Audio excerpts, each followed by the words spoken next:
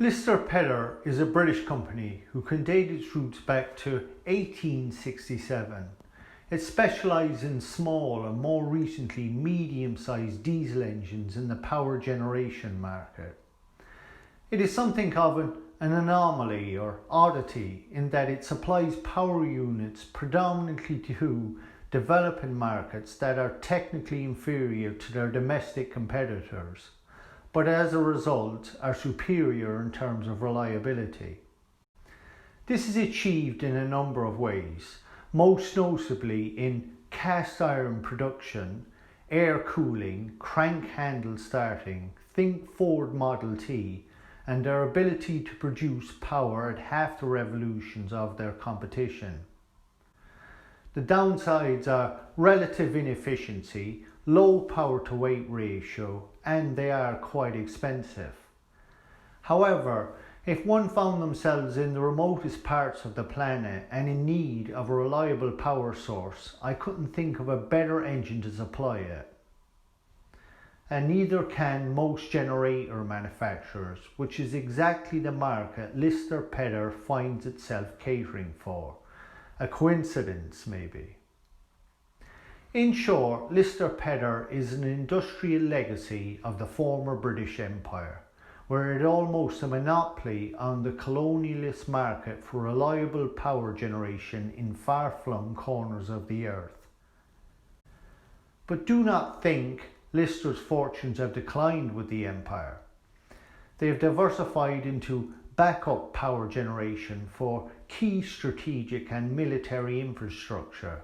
Think hospitals, water treatment plants and military bases. Speaking of which, are direct targets for electromagnetic pulse weapons, and there's only one producer of EMP-proof engines left in the UK, or indeed, to my knowledge, anywhere in the first world, and you've guessed it. The point I continually find myself making is how fundamentally dependent we are on what are essentially ancient technologies. Now, one may argue I'm focusing on electricity produced by an internal combustion engine, itself the successor to the steam engine. But I could apply this argument to any viable modern electricity production method, and so I will. Take your tablet or smartphone, for example, and in reverse order we shall run through the sequences of how it is powered. Firstly, it is running off a battery, so it is DC as AC batteries don't exist. Again, in reverse order, the current to charge the battery runs through a filter/rectifier to change it from DC at 16 volts to AC at 16 volts. Then, through a transformer, which is what your phone charger is, it is stepped up from 16 volts AC to, here in the UK, 240 volts AC. From the domestic to the distribution, it is stepped up again from 240 volts to 480 volts, this time in 3-phase. Then through the national grid, it is stepped up again somewhere between 10 to 20,000 volts and transported to the power station, where it is generated through an alternator, itself attached to a turbine, which is powered by either fossil fuels, hydro, wind or nuclear. Other alternatives are solar, which has, excuse the pun, a bright future in outer space, but has all been officially discredited as a viable source due to environmental cost and efficiency concerns. An outsider is wave production, or wave power. However, as a person who grew up on the shores of the Atlantic and witnessed firsthand its destructive nature, I suggest it stay outside.